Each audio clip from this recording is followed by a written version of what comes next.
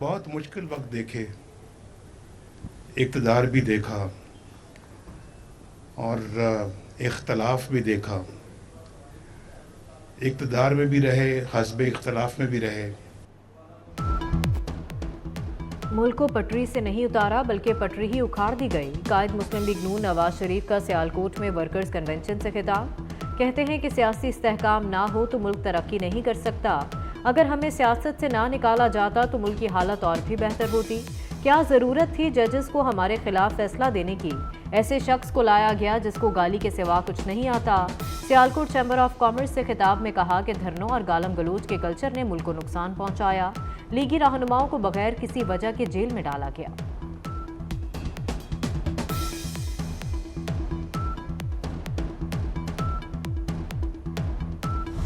मेरी इस्तिकामत में, मेरी वफादारी में, मेरी कमिटमेंट में कहीं एक भी लफ्ज़िश का मौका नहीं है।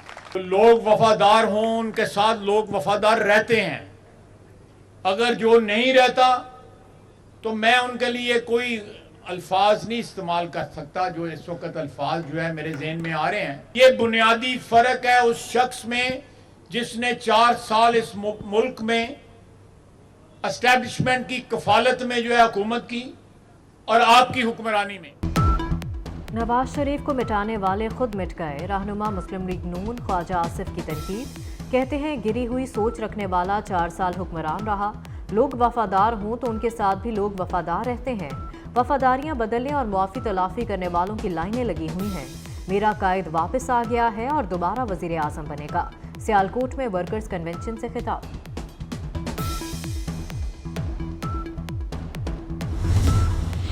दो फौजी अफसरान पर बगावत पर उकसाने का जुर्म साबित। पाकिस्तान आर्मी एक्ट के तहत रिटायर्ड फौजी अफसरान आदिल फारूक राजा और हैदर रजा मेहदी का कोर्ट मार्शल करके उन्हें सजा सुना दी गई। आदिल फारूक राजा को 14 साल कैद बामुशक्कत की सजा सुनाई गई। रजा मेहदी को 12 साल कैद बामुशक्कत की सजा सुनाई गई। दोनों के रैंक भी जब्त कर लिए गए। दोनों अफसरान को फील्ड जर्नल कोर्ट मार्शल के जरिए सजा सुनाई गई।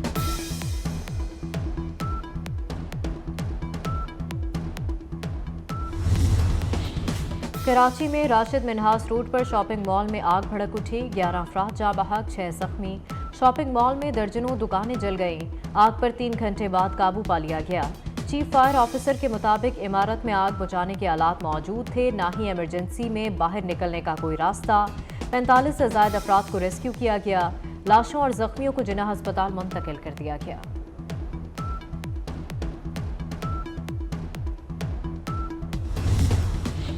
खावर मानिका की बुशरा बीबी और चेयरमैन पीटीआई के खिलाफ दौरान इद्दत निकाह और नाजायज ताल्लुकात की दरखास्त। खावर मानिका के रिकॉर्ड कराए गए बयान की तफसीलात सामने आ गईं। कहा, चेयरमैन पीटीआई पीरी मुरीदी की आड़ में हमारी खानगी जिंदगी में दाखिल हुए। अदालत ने गवाहों को नोटिस जारी करके समाअत 28 नवंबर तक मुलतवी कर दी।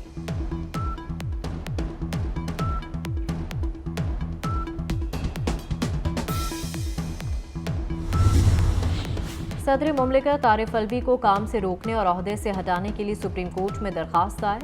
दरखास्त शहरी गुलाम मुर्तज़ा की जानिब से दायर की गई। अदालत से सदर आरिफ अलवी के कंडक्ट की तहकीकात कराने की सदा। मौक़िफ़ अपनाया कि सदर अपनी जिम्मेदारी पूरी करने में नाकाम हो चुके। आरिफ अलवी सदर मुमलिकत नहीं पीटीआई रहनुमा के तौर पर काम कर रहे हैं। आम इंतखाबात की तारीख न देने समेत मुतादिद गैर कानूनी काम कर चुके।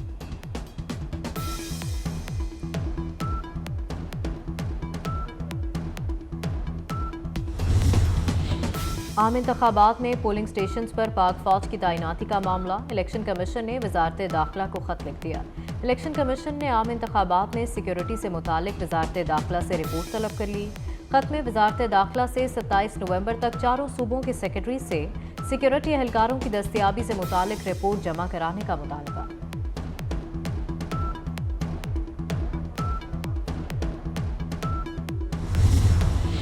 गजा में जंगबंदी का दूसरा रोज। इस्राइली कैदियों की रिहाई आज फिर होगी। इसराइल को हमास की जानिब से आज रिहा किए जाने वालों की फहरिस्त मौसूल हो गई। इसराइल के वजीर आज़म हाउस ने तस्दीक करते हुए कहा कि मजीद 13 इसराइली कैदियों को रिहा किया जाएगा। गुज़िश्ता रोज जुमे को हमास की जानिब से 24 यरगमालियों को रिहा किया गया। इसराइल ने 39 फ़लस्तीनी कैदी रिहा किए।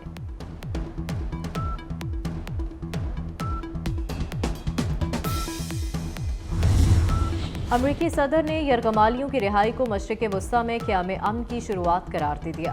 जो बाइडन का गजा में जंगबंदी में तोसी की ख्वाहिश का भी इजहार, कहा कि वक्त आ गया है कि इसराइल और फ़लस्तीन के 2 रियासती हल पर काम किया जाए। अमरीकी कोशिशों से जंग बंदी मुमकिन हुई।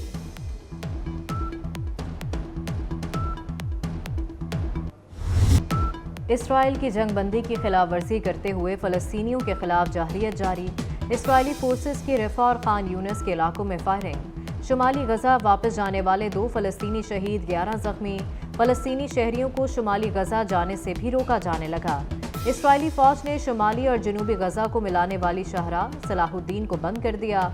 मगरबी किनारे से 3 फ़लस्तीनी सहाफ़ी गिरफ्तार। गजा में इसराइली जाहरियत के दौरान शहदा की तादाद 15,000 हो चुकी। 4,000 ख़वातीन और 6,150 बच्चे भी शामिल। 50% से ज़ायद रिहायशी इमारतें तबाह हो चुकी।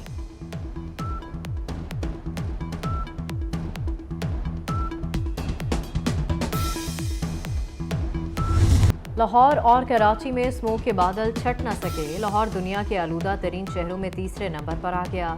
AQI लेवल की मजमूई शरह 246 रिकॉर्ड की गई। लाहौर समेत पंजाब के 10 अजला में स्कूल और कॉलेज आज भी बंद रहे।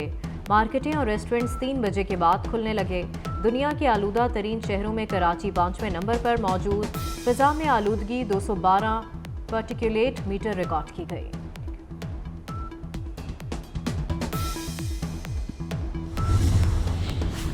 वज़ीर आला पंजाब मोहसिन नकवी का सूबाई काबीना के हमरा लाहौर में थाना शेराकोट का दौरा। थाने का रिकॉर्ड चेक किया। फ्रंट डेस्क का अमला गायब। कंप्यूटर और इंटरनेट भी बंद थे। बगैर लाइसेंस मोटरसाइकिल चलाने वाले मुतादिद नौजवान हवालात में बंद। वज़ीर आला का बगैर लाइसेंस मोटरसाइकिल चलाने वाले 11 नौजवानों को ज़रूरी कानूनी कार्रवाई के बाद रिहा करने का हुक्म। रिहा होने वाले 11 नौजवानों ने वज़ीर आला मोहसिन नकवी का शुक्रिया अदा किया।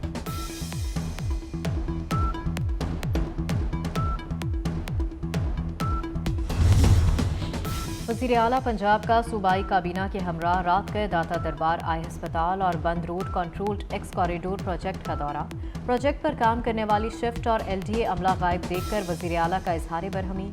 कारकर्दगी और फ़राइज़ में गफलत पर MS दाता दरबार अस्पताल डॉक्टर अब्दुल हमीद को मुअत्तल कर दिया गया।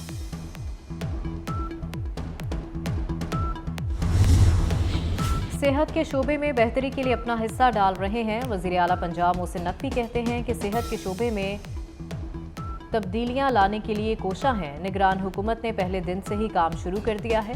हुकूमत का काम आवाम को सहूलत फराहम करना है। वज़ीर आला पंजाब का लाहौर में college of physicians and surgeons Pakistan convocation से खिताब।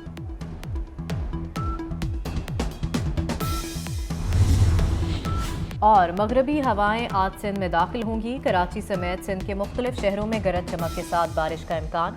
शाम के वक्त मौसम अबर आलूद रहेगा। महकमा मौसमियात की थरपारकर, उमरकोट, बदीन, मीरपुर खास और ठट्ठा में आंधी और बारिश की पेशगोई। बलोचिस्तान के मुख्तलिफ शहरों में भी बादल बरसने की नवीद।